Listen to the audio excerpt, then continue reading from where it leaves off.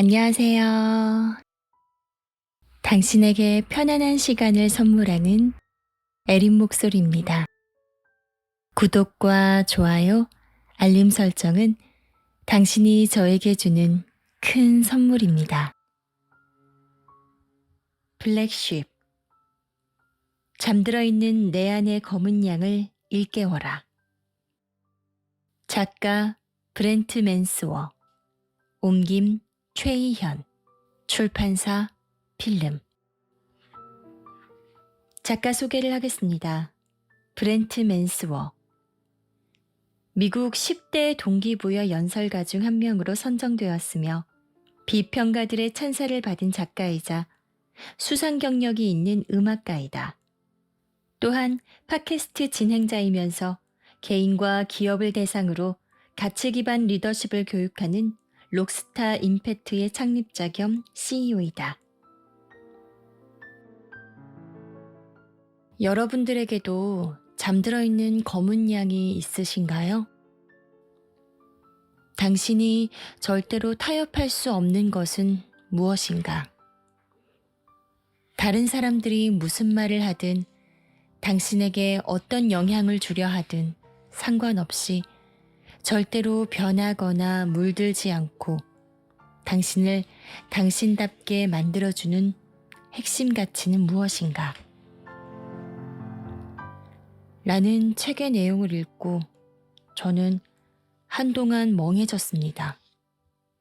과연 나의 핵심 가치는 무엇일까? 아무리 생각해도 잘 모르겠더라고요.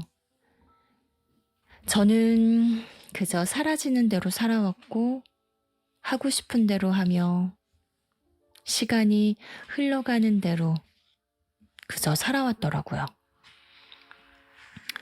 그런데 그게 크게 나쁘다고 생각지 않았던 게 가장 큰 문제였던 것 같아요.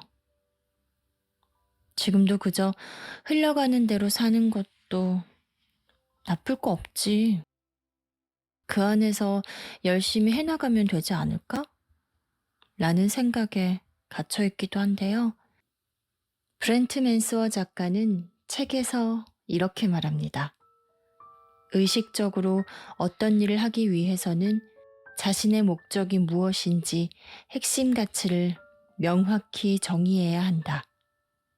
즉, 자신의 검은 양 가치를 찾아야 한다. 대부분의 사람들은 책임지기를 싫어하므로 그렇게 하지 않는다. 책임은 우리가 사랑하는 무한한 자유와 정면 충돌한다. 그러나 만약 당신이 자신의 검은 양 가치를 발견하지도 못하고 그것을 활성화하지도 못한다면 의식적으로 행동할 수 없다. 결국 자신의 핵심 가치를 정의하지 못한다면 당신은 무의식적인 창조자로서 계속해서 즉흥 연기를 하며 살아갈 수밖에 없다. 라고요. 즉흥 연기. 그렇더라고요. 저는 그저 의식의 흐름대로 살아왔기 때문에 모든 순간순간에서 가면을 쓴 채 즉흥 연기를 한 셈이더라고요. 즉흥적인 행동에서 나온 스릴을 즐기면서 말이죠. 난 원래 계획성 있게 하는 걸 잘 못해. 여행은 즉흥적으로 떠나는 게 제 맛이지. 하면서 그 순간순간을 즐기며 살아왔죠. 그저 가면을 쓴 채 때에 따라 거기에 맞는 가면을 써가며 살아왔던 거죠. 책을 읽고 나니 정확해지더라고요. 아, 나는 즉흥의 스릴에 빠져 허우적대고 내 인생에 대해서 책임을 지려 하지 않고 있었구나. 그 수많은 가면들을 벗어버리고 나면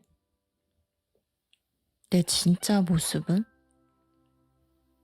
그 속에 나의 알맹이를 나 자신은 알고 있나? 얼마나 알고 있을까? 하는 생각들에 지난 날을 반성하면서도 쉽게 바로 바꾸기란 쉽지는 않더라고요. 자신의 검은 양을 찾는 과정은 감정에 좌우되기도 하고 때로는 고통스러운 여정이 되기도 한다. 대부분의 사람들은 자신이 누구인가를 명확히 알지 못하면 검은 양을 찾는 일을 시작조차 하지 않는다. 그게 문제였네요. 저는 제 자신이 누구인지 저 자신도 명확하게 알지 못하고 있었던 것 같아요. 숨겨진 자아를 발견하기 위해서는 불확실한 상황을 감내하고 불쾌해도 자신의 취약함을 인정해야 한다. 당신이 바라는 자기 모습과 실제 자기 모습을 구별하기 위한 첫 단계는 뼈를 깎는 고통으로 자기 자신과 정직한 대화를 나누는 것이다. 그러려면 자신의 과거를 들추어야 하는데 이 일은 간혹 고통스러울 수도 있다. 그러나 자신의 진짜 모습을 솔직하게 받아들이면 자신의 검은 양 가치를 찾을 수 있다. 그리고 그것은 온전한 자아 실현을 위한 첫걸음이 된다. 책을 읽으면서 생각이 많아지는 책이었습니다.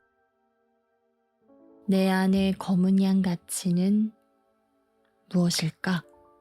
당신의 검은 양은 무엇인가요? 찾으셨나요? 아직 못 찾으셨으면 저와 함께 책 속으로 들어가 보시겠습니다.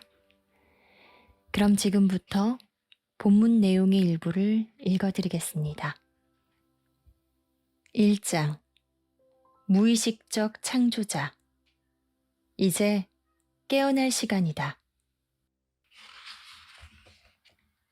19세기 중반에서 20세기로 넘어갈 무렵 미국의 인구는 폭발적으로 증가했다. 국가로부터 제공받은 무궁무진한 기회 덕분에 시간과 돈의 여유가 생기자 미국인들은 그 둘을 소비할 방법을 찾기 시작했다. 때마침 연극의 인기가 높아지고 있었고 사람들의 유흥 수요도 증가함에 따라 이에 부응하고자 미국 내에 수천 개의 극장이 들어섰다. 이 무렵 배우들은 수많은 배역을 소화하느라 애를 먹었고 병이 나거나 준비가 덜 된 동료를 대신해서 수시로 무대에 서야 했다. 연극 공연 특성상 마지막까지 돌발 상황에 대비해야 했으므로 배우들은 공연이 진행되는 내내 무대 뒤에서 대사 연습을 해야만 했다. 배우들이 무대 뒤에서 미친 듯이 대사를 외운다고 해서 이런 관행을 즉흥 연기라고 불렀다. 그로부터 125년이 지난 지금 놀랍게도 사람들은 긴급 상황이 아닌 일상에서도 수시로 그런 즉흥 연기를 펼친다.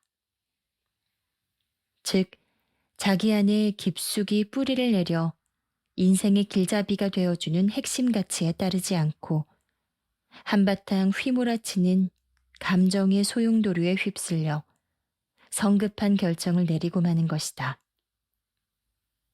그러는 동안 그 선택의 결과가 자신의 경력의 보탬이 되고 괴로운 마음을 달래주며 헐거워진 관계를 단단하게 해주리라 기대한다. 우리는 매일 아침 출근해서 자신의 일과 사생활에 영향을 미칠 수백 개의 결정을 내려야 하지만 자신의 검은 양 가치를 전혀 파악할 수 없다면 당신은 즉흥 연기를 하고 있는 셈이다. 인생이라는 무대의 뒤편에서 길을 찾아 헤매다 일생일대의 공연이 사라지려는 순간, 당신은 극도로 흥분해서 아무렇게나 결정해버리고 만다. 어쩌면 이 말이 불쾌한 독자도 있을 것이다. 어떻게 감히 내 인생의 목적과 삶의 방식에 의문을 제기하느냐고 따질 수도 있을 것이다. 아니면 즉석에서 인생관을 뚝딱 만들어낸 다음 그것을 내보이며 이렇게 외칠지도 모르겠다. 보이나요? 나도 내가 무엇을 중요하게 생각하는지 잘 알고 있다고요. 하지만 정말 그런가? 당신은 스스로 절대 타협할 수 없는 가치가 무엇인지 정확하게 말할 수 있는가? 살면서 그 가치를 행동으로 옮겼던 다양한 경험담을 들려줄 수 있는가? 그 가치들이 당신에게 왜 중요한지 그 이유를 구체적으로 설명할 수 있는가? 그리고 어떻게 매일 의식적으로 그것을 지키고 있는지 말해줄 수 있는가? 이 모든 대답에 그렇다고 대답할 수 있는 사람은 많지 않다.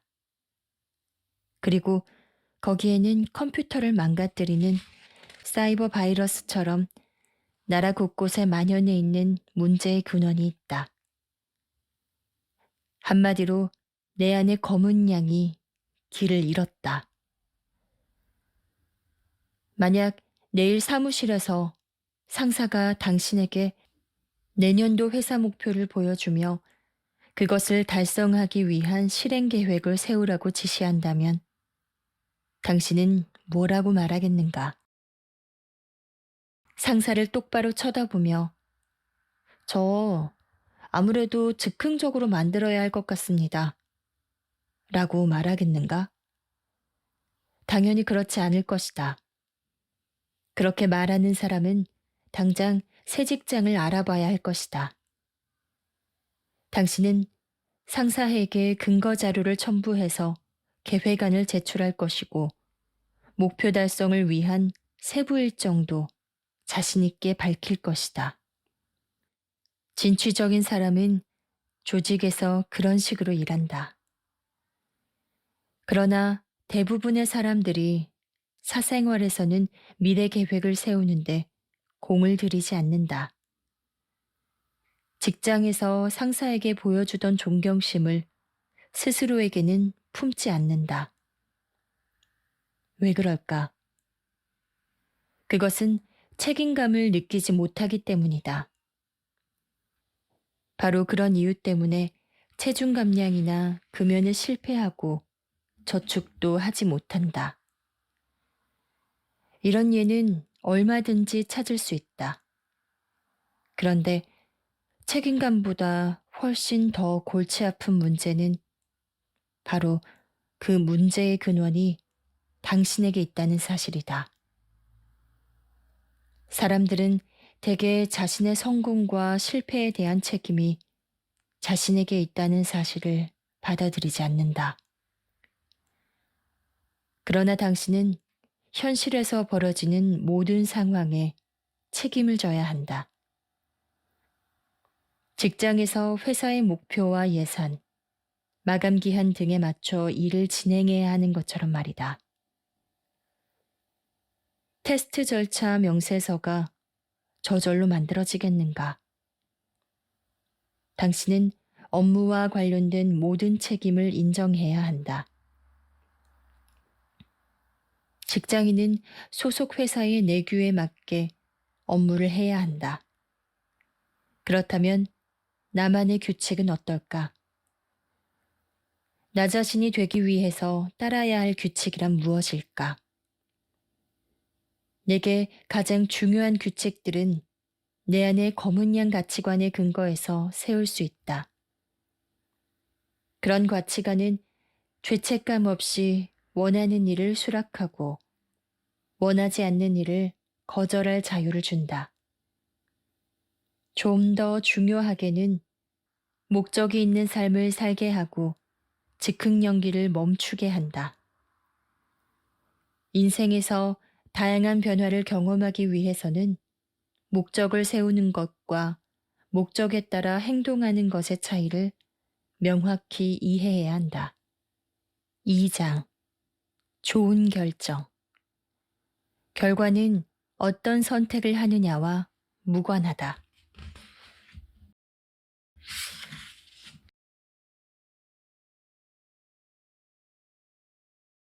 좋은 결정을 하려면 다음의 세 가지를 기억해야 한다. 핵심 가치. 타협할 수 없는 것을 파악하라. 모든 사실을 고려하라. 순간의 감정을 존중하라. 나는 이것을 의사결정 사슬이라고 부른다. 과정은 아주 간단하다. 좋은 결정을 내리는 과정에는 세 가지 기본 단계가 있다. 각 단계를 모두 거치고 나면 결과와 상관없이 올바른 결정을 내릴 수 있다. 이것을 발견했을 때 나는 마치 세계 최대 문제 중 하나를 해결한 것 같은 기분이 들었다.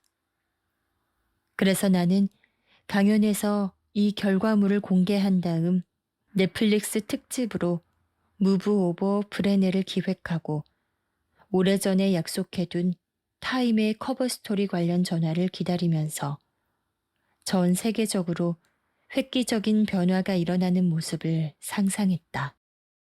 하지만 솔직히 강연 후에 일어난 일은 전혀 예상 밖이었다.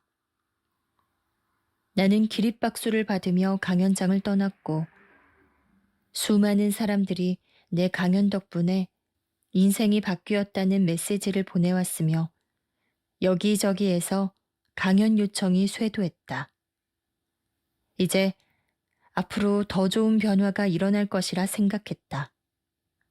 그런데 아무 일도 일어나지 않았다. 어떤 대단한 변화도 세상을 뒤흔드는 사건도 일어나지 않았다. 문화혁명으로 이어질 만한 좋은 결정들이 한꺼번에 쏟아지는 일도 없었다. 대체 무엇이 일의 진척을 막고 있을까? 왜 사람들은 그토록 열망하던 충만한 삶을 살지 못하는 걸까? 나는 인생을 바꾸는데 필요한 핵심 요소들을 제시했다. 가능한 모든 수단을 동원했다. 단계별 지시사항도 제공했다. 그러나 내가 기대했던 혁명은 감감무소식이었다. 무엇이 문제일까? 어느 날 아침 나는 코코아 빌리지 시내에 있는 작고 예스러운 카페의 창가에 앉아 싱글 오리진 드립 커피를 마시면서 불안한 하루를 시작하기 전 정신을 차리려 애쓰는 행인들을 바라보고 있었다. 바로 그때 문제의 답이 떠올랐다. 내가 꿈꿨던 변화가 일어나지 못한 원인은 사람들이 첫 단추도 끼우지 못했기 때문이었다. 즉, 사람들은 의사결정 사슬의 첫 단계인 핵심 가치도 제대로 파악하지 못하고 있었다. 핵심 가치와 검은 양 가치는 타협할 수 없다는 사실을 떠올려 보자. 당신에게 명확한 핵심 가치가 없다면 무엇에 근거해 결정을 내리겠는가? 잘 모르겠다고 대답하는 소리가 어디선가 들리는 것 같다. 그럼 이제 감정에 대해 말해보겠다. 감정은 결정 과정에 중요한 역할을 하지만 내 안의 검은 양 가치와 내가 느끼는 감정 사이에서 벌어지는 줄다리기는 좋은 결정을 내리기 위한 핵심 요소가 된다. 당신이 자신의 핵심 가치를 발견하고 그것을 소중히 다룬다 하더라도 감정은 헤라클레스처럼 강력해서 크랙 중독이나 북한 문제 같은 심각한 이슈에 대해 최악의 결정을 내리게 할 수 있다. 의사결정 과정에 감정을 개입시키는 일은 추수감사절 저녁 식사 때 술 취한 삼촌에게 감사 기도를 부탁하는 경우와 같다. 즉, 위험하다는 말이다. 감정은 끊임없이 변하기 때문에 그것만을 결정 기준으로 삼아서는 안 된다. 감정만 고려하면 최악의 결정을 내릴 가능성이 높아진다. 나는 그 위험성을 아주 잘 아는데 그 이유는 아직도 내가 일생일대의 실수를 만회하는 중이기 때문이다. 2012년 우리 큰아들 태호는 골수 형성 이상 증후군이라는 희귀 혈액암 진단을 받고 골수 이식 수술을 받았다.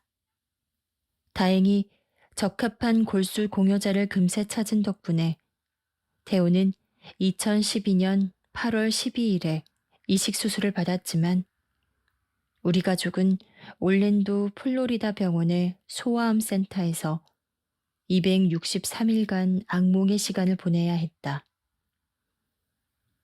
이식된 골수가 태호의 몸에 적응하기를 기다리는 동안 우리 부부는 의료진으로부터 이식 편대 숙주 질환이 발생할 수 있다는 말을 들었는데 이것은 이식된 골수가 적응에 실패해서 몸을 공격하는 질환이다. 모든 골수 이식 환자는 4단계로 진행되는 회복기에 GVHD를 경험한다. 대부분은 1, 2단계 때 증상이 나타났다가 곧 회복한다. 만약 4단계까지도 그 증상이 계속되면 위험해지는데 과잉 성취자였던 태호의 경우는 9단계까지 지속될 기세였다. 태호는 온갖 증상에 시달리다 생명마저 위태로워졌다. 이제 최후 수단을 쓸 차례였다. 즉, 면역계를 억제하고 최선의 결과가 나타나기만 바랄 뿐이었다. 그런데 안타깝게도 이 치료법은 환자를 감염의 위험에 빠뜨리는데 태호가 그런 상황에 직면했다. 면역계를 억제했더니 태호는 털 곰팡이증이라 불리는 치명적인 감염증에 걸리고 말았다. 이 감염증을 치료하려면 신체가 곰팡이균과 싸우도록 체내 면역계를 활성화시켜야 한다. 하지만 태호에게는 이 치료법을 쓸 수 없었으므로 우리는 진퇴양난에 빠지고 말았다. 그 두 치료법은 제로섬 게임이나 마찬가지였다. 2013년 3월 23일 결국 의료진이 우리 부부를 한쪽으로 데려가더니 어느 치료법을 택하든 아이에게 치명적이라고 말했다. 의료진은 태우가 그날 밤을 넘기지 못하리라 예상했는지 우리에게 작별 인사를 준비하라고 했다. 머릿속에서 폭풍우가 휘몰아쳤지만 피할 곳을 찾을 수 없었다. 나는 아내의 손을 잡고 흐느끼며 작은 아들인 브래디에게 작별 인사를 준비시키기 위해 태우의 병실로 향했다. 태우의 침대맡에 앉았을 때 나는 최악의 결정을 하고 말았다. 아이에게 작별 인사를 한 것이다. 보고 싶을 거예요, 아빠. 라고 속삭이는 자식의 말을 듣는 일은 부모에게 평생 잊히지 않는 가슴 아픈 경험이다. 아이의 목소리가 뇌리에서 떠나지 않기 때문이다. 그런데 기적 같은 일이 일어났다.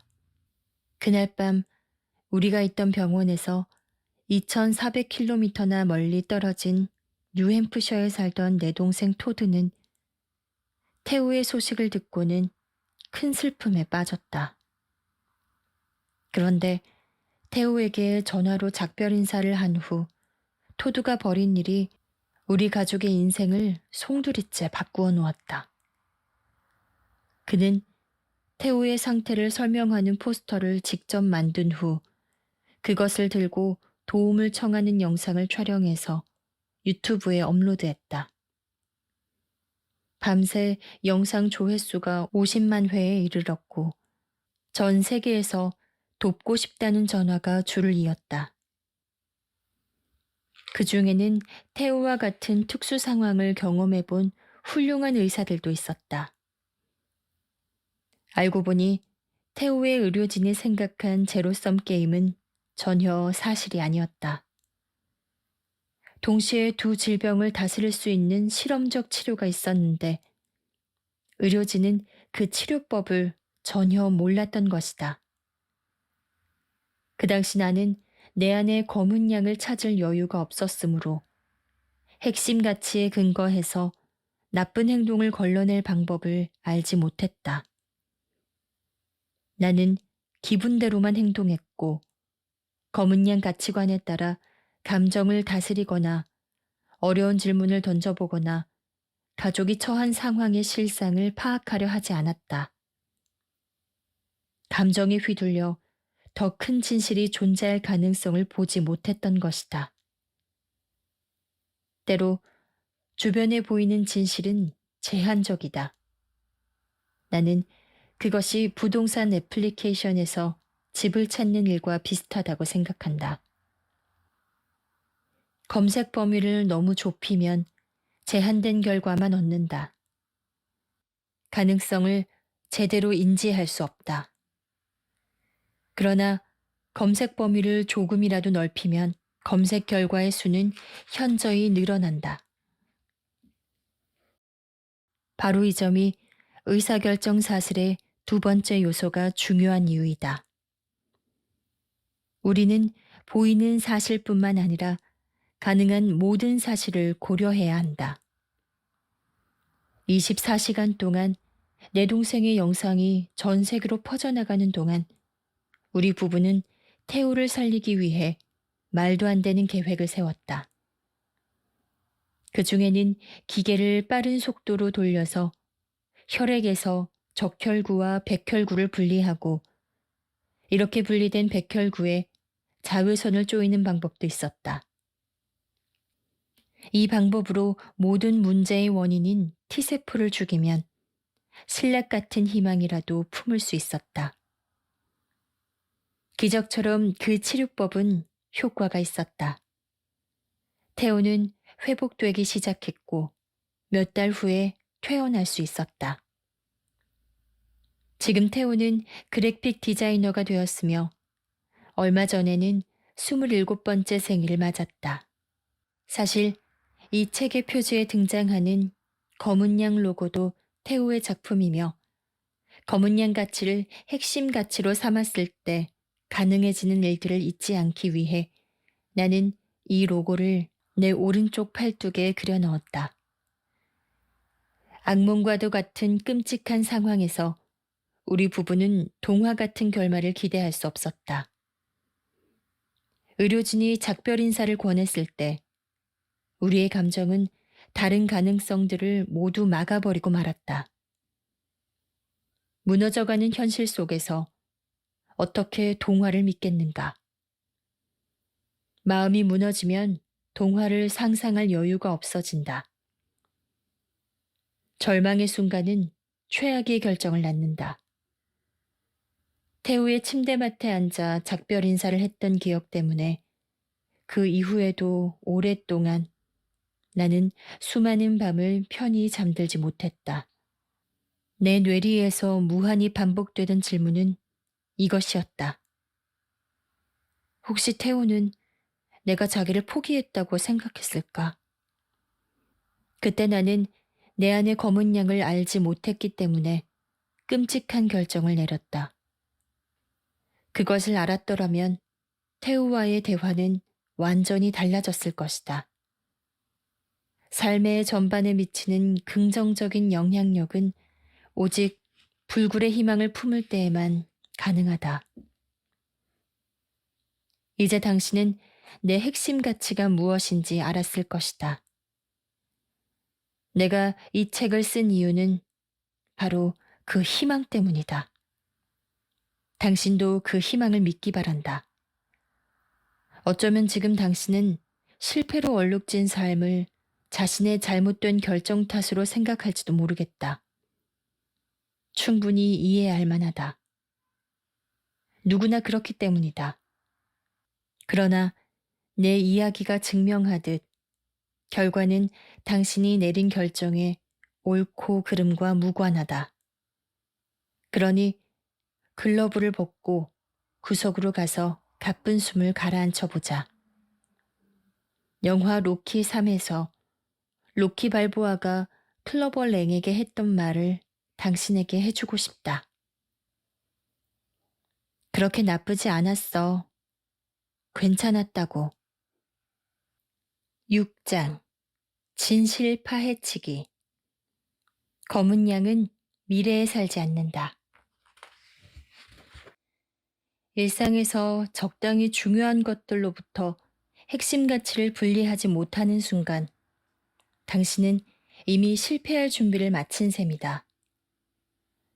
의식적이든 무의식적이든 10개 이상의 가치를 지키려 애쓰다 보니 목표치만큼 변화가 나타나지 못하고 그것에 마음이 쓰여 자책하고 심지어 마음속으로 실패할 것이 분명하다고 생각하면서도 계속 노력하고 이렇게 악순환이 계속된다. 그러나 이 악순환은 끊어야 한다. 이것은 모두 중요해서 분리해내기 어려운 수백 마리의 양을 돌보아야 하는 목양업자의 상황과 비슷하다. 과연 목양업자는 그 어려움을 어떻게 극복할까? 그는 흰 양 100마리당 검은 양을 1마리씩 끼워둔다. 그리고 잠재적 위협이 감지되면 그것을 다수의 흰 양 대신 검은 양에게 경고해준다. 악순환을 끊기 위해서는 당신도 핵심 가치를 이용해서 목양업자처럼 행동해야 한다. 적당히 중요한 20개 혹은 30개의 가치들 사이에서 5가지 검은 양 가치를 찾아야 한다. 이제 워크시트에 표시한 가치들을 비슷한 것끼리 묶어보자. 가령 공감과 동정은 비슷한 말이므로 같은 범주로 묶을 수 있다. 공동체와 인간관계, 신념과 영성, 성취와 성공, 책임성과 신뢰성 등 이렇게 비슷한 단어들끼리 묶어서 5가지 항목으로 분류해보자. 그리고 각 항목에서 딱 한 단어, 살면서 없으면 안 되는 가장 중요한 단어만 선택하면 5가지 핵심 가치의 초안이 만들어진다. 당신도 당신의 목록 초안에는 다음과 같은 단어들이 들어있을 것이다. 책임성, 모험, 인간관계, 자기인식, 희망, 헌신, 규율, 신뢰성, 충성, 행복, 신념, 건강, 신뢰, 안정성, 창의성. 이것들 외에도 관심을 끄는 다른 핵심 가치는 얼마든지 더 있을 수 있다. 어쨌든 자신의 핵심 가치를 파악했다면 이제 좋아하는 것들로 돌아가 보자. 다음 작업을 즐길 준비가 되었는가? 부디 그러기를 바란다. 왜냐하면 이제 몇 가지 숙제가 나갈 예정이기 때문이다. 다음 주까지 해야 하는 첫 번째 작업은 목적의식을 가지고 자신이 좋아하는 영화 3편을 보는 것이다. 그때 다음 지침을 따라야 한다. 자신의 검은 양 가치가 언제 등장하는지 기록한다. 자신의 5가지 핵심 가치를 적은 메모지를 옆에 두고 영화를 보자. 그리고 자신의 핵심 가치가 화면에 나타날 때마다 그 단어에 표시를 해두어라. 결과를 분석한다. 영화를 다 보고 나면 검은 양 가치가 등장한 횟수를 헤아려 본다. 다른 가치보다 더 자주 등장한 가치가 있었는가? 다른 것보다 더 자주 나타난 가치는 당신의 진짜 검은 양 가치일 가능성이 높다. 증거를 평가한다. 처음에 고른 5가지 가치가 좋아하는 영화에 한 번도 등장하지 않았다면 그 결과에 주목하라. 이따금 사람들은 현재 가장 소중한 것 대신 자신이 열망하는 이상적 가치를 선택하는 경우가 있다는 사실을 기억해야 한다. 만약 자신이 선택한 가치가 영화에 거의 혹은 전혀 등장하지 않았다면 그것은 이상적 가치일지 모른다. 이때 이런 상황을 잘 기록해 두어야 한다. 왜냐하면 그것은 그 검은 양 가치가 진짜 자기 것이 아니라는 경고이기 때문이다. 자신에게 가장 중요한 가치들을 영화에 투사해 보는 작업은 자기 자신과 허심탄회한 대화를 시작하기에 대단히 좋은 방법이다. 영화 대신 앞장에서 언급했던 노래나 음식, 향 등을 가지고 작업해 봐도 좋다. 그러나 완벽한 진실에 도달하려면 자신의 검은 양이 정확히 어떤 현실 상황에서 활동하는지를 파악해야 할 것이다. 자신의 검은 양 가치관이 실현 가능하다는 사실을 증명하려면 인디아나 존스식 고고학 연구 방법으로 핵심 가치를 탐구해야 한다. 즉, 무서운 속도로 말을 몰다 탱크 위로 뛰어내리는 과감한 행동뿐만 아니라 필요한 내용을 꼼꼼히 기록하고 관리하는 작업도 필요하다. 그러므로 일주일 동안은 하루를 마치고 잠자리에 들기 전 일기장에 몇 가지 질문에 대한 답을 적어보자. 5가지 핵심 가치를 모두 적은 다음 각 단어 사이에 메모할 수 있도록 여백을 둔다. 여백에는 다음의 질문에 대한 답을 적는다. 오늘 이 검은 양이 나타났는가? 검은 양은 얼마나 많이 등장했는가? 하루를 되짚어 보면 검은 양이 모습을 드러냈는지 알 수 있다. 검은 양의 등장 여부뿐만 아니라 어떤 상황에서 등장했는가도 기록해 두어야 한다. 자주 등장하는 가치일수록 당신의 진짜 검은 양일 가능성이 높다. 시나리오는 무엇이었나? 당신의 검은 양이 모습을 드러냈던 영화의 시나리오를 기록하라. 그것이 어떤 방식으로 드러났는지를 살펴야 한다. 당신이 힘들 때 검은 양이 나타났는가? 아니면 당신이 하고 싶은 말이 있을 때 나타났는가? 당신이 안전하다고 느낄 때 나타났는가? 이런 식으로 검은 양이 나타나는 상황 유형을 정리해 두면 자신의 검은 양을 깨우고 싶을 때 필요한 시나리오를 파악할 수 있다. 검은 양이 누구와 함께 나타났는가? 검은 양이 나타났을 때 당신 곁에 누가 있었는지 기억을 더듬어 보라. 그 사람은 믿을 만한 친구인가? 혹은 적인가? 가족인가? 당신의 검은 양을 본 사람들을 정리해 두면 지금 당신 주변에 어떤 사람들이 있는지 파악할 수 있다. 이 작업은 믿을 만한 사람으로 이너서클을 구성하는 데 도움이 될 것이다. 한 주가 끝날 때쯤이면 당신이 찾던 진실에 접근하게 해줄 중요한 자료들이 수집될 것이다. 만약 당신이 내 워크숍 참가자들과 비슷하다면 당신은 처음에 골랐던 두세 가지 가치가 날마다 꾸준히 나타난다는 사실을 알게 될 것이다. 대개 이런 가치는 당신의 내면에 깊이 뿌리 내린 핵심 가치 중 하나이다. 그것들을 직감적으로 느껴지는 가치이므로 일부러 노력하지 않아도 저절로 파악된다. 이런 가치들은 당신을 특별한 존재로 만들어주기 때문에 그것이 정말 자기 것이 맞는지 확인하는 과정이 중요하다. 그런데 들쑥날쑥 등장하는 두세 가지 가치는 어떻게 해야 할까? 세 가지 질문을 더 해보자. 한 주 동안 필요한 자료를 수집하고 기록했지만 여전히 일부 가치가 예상보다 적게 등장했다면 다음 세 가지 질문을 추가로 생각해보자. 이 가치들이 진짜 내 검은 양 가치인가? 아니면 내가 그냥 중요하게 느끼는 가치인가?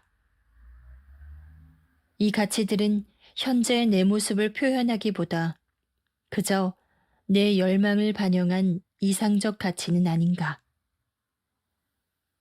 이 가치들이 드러나지 못하게 나 자신이 방해하고 있지는 않은가?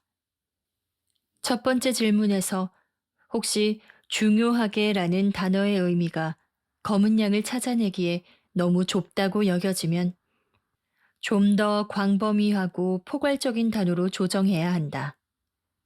가령 크리스는 자신의 세 가지 핵심 가치로 인간관계, 신념, 가족을 뽑았다.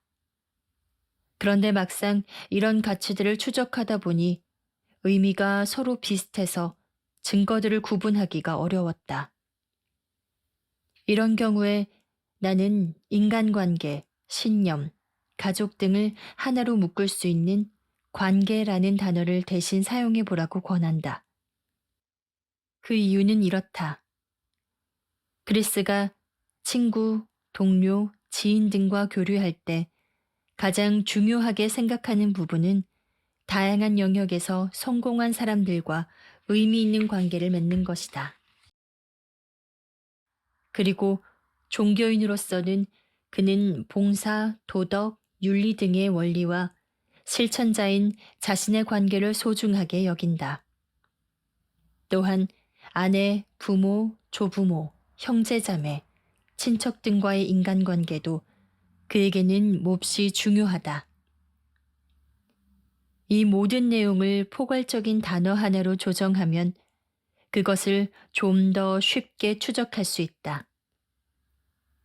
그런 다음에는 두 가지 핵심 가치를 더 찾고 그 내용을 검증한 후에 세상에 공개하면 된다.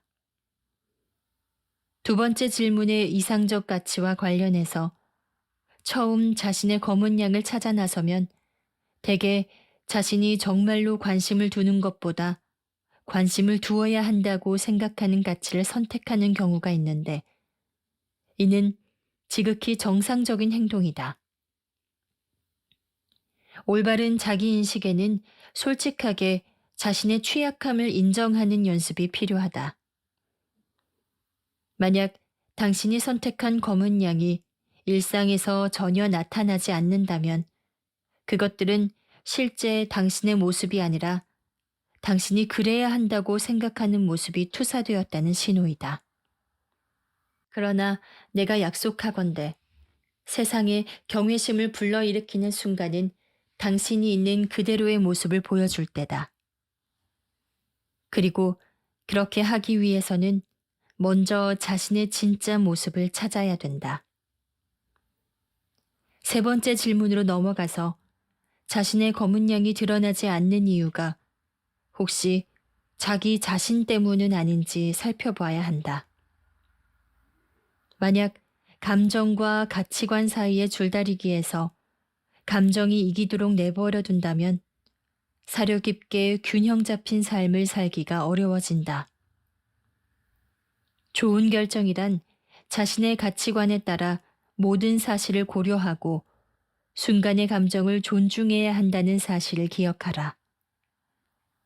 좋은 결정은 감정에 휩쓸리지 않는다. 지금 자신의 감정 상태를 제대로 파악하고 받아들여야 한다. 혹시 속상하거나 분노에 차 있다면 가치관에 따라 행동하기가 어려울 것이다. 일주일간의 검증 기간을 거친 후에는 솔직한 자세로 자신의 핵심 가치를 가능한 한 정확하게 재조정하라. 그런 다음 다시 또 일주일간 그것들을 검증하라. 그렇게 2주를 보내고 나면 당신은 자신이 선택한 검은 양이 진짜 자신의 것인지 확인해주는 실질적인 증거를 모을 수 있다. 검은 양은 날마다 관리해야 하는데 때로는 관리하기 싫은 날도 있을 것이다. 하지만 괜찮다. 누구든 완벽을 추구할 필요는 없다. 그저 필요한 순간에 검은 양 가치를 불러낼 수 있는 강력한 실행 의지만 있으면 된다. 그렇게 유사시 자신의 검은 양을 찾는 일이 무엇보다 중요하다.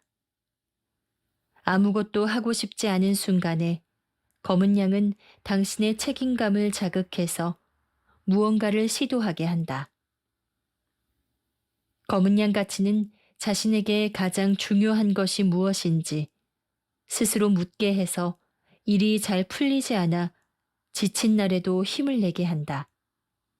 또한 인생에 별로 중요하지 않은 일들에 함부로 에너지를 낭비하지 않음으로써 핵심 가치에 집중하고 목적의식을 가지고 살 수 있게 된다.